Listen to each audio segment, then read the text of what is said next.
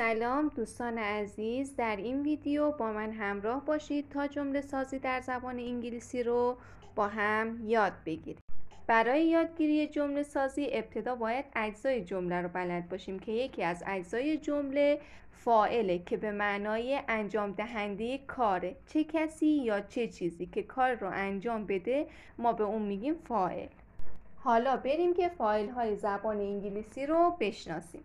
I به معنای من، you به معنای شما، we به معنای ما، they به معنای آنها، she به معنای او برای جنس مؤنث، he به معنای او برای جنس مذکر و it هم به معنای او اما برای اشیا به کار میره. بعد از شناخت فاعل ها باید فعل ها رو بشناسیم که افعال to be عبارتند از am، is و are. am به معنای هستم که برای I به کار میره. is به معنای هست که برای she، he و it کاربرد داره. و are 3 تا معنی داره که در کنار they میشه هستند، در کنار we میشه هستیم و در کنار you میشه هستید. حالا که با 2 تا از اجزای جمله آشنا شدیم میتونیم که خودمون رو معرفی کنیم و بگیم که I am من هستم. I am زهرا من زهرا هستم. I am happy من خوشحال هستم. I am a driver من یک راننده هستم. حالا she is به معنای او هست، برای جنس مؤنث اون خانوم هست. She is سارا اون خانوم ساراه.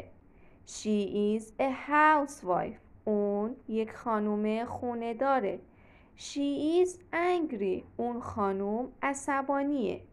حالا برای گفتن اون آقا هست از he is استفاده میکنیم.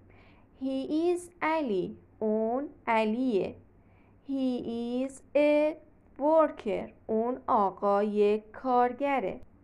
He is alone اون آقا تنهاه.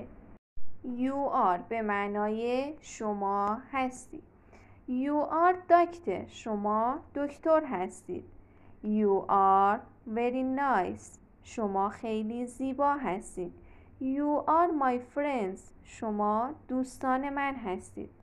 از اونجایی که you are هم برای جمع و هم برای مفرد استفاده میشه فرقی نداره که این شما یک نفر باشه یا چند نفر باشه، در هر دو صورت از you are استفاده میکنیم.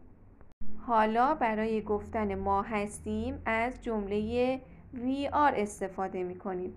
We are ready ما آماده هستیم. We are dentist ما دندان پزشک هستیم. و برای گفتن آنها هستن از they are استفاده می کنیم. They are tall آنها قد بلند هستند. They are clever آنها باهوش هستند. ممنون که تو این ویدیو با من همراه بودید. خوشحال میشم که اگه خوشتون اومد حتما ویدیو رو لایک کنید و در ویدیوهای بعدی با من همراه باشید تا قدم به قدم زبان انگلیسی رو به راحتی با هم یاد بگیریم. و در آخر از شما میخوام که برای تمرین 3 جمله از درسی که امروز یاد گرفتیم رو برام حتما بنویسید و کامنت کنید.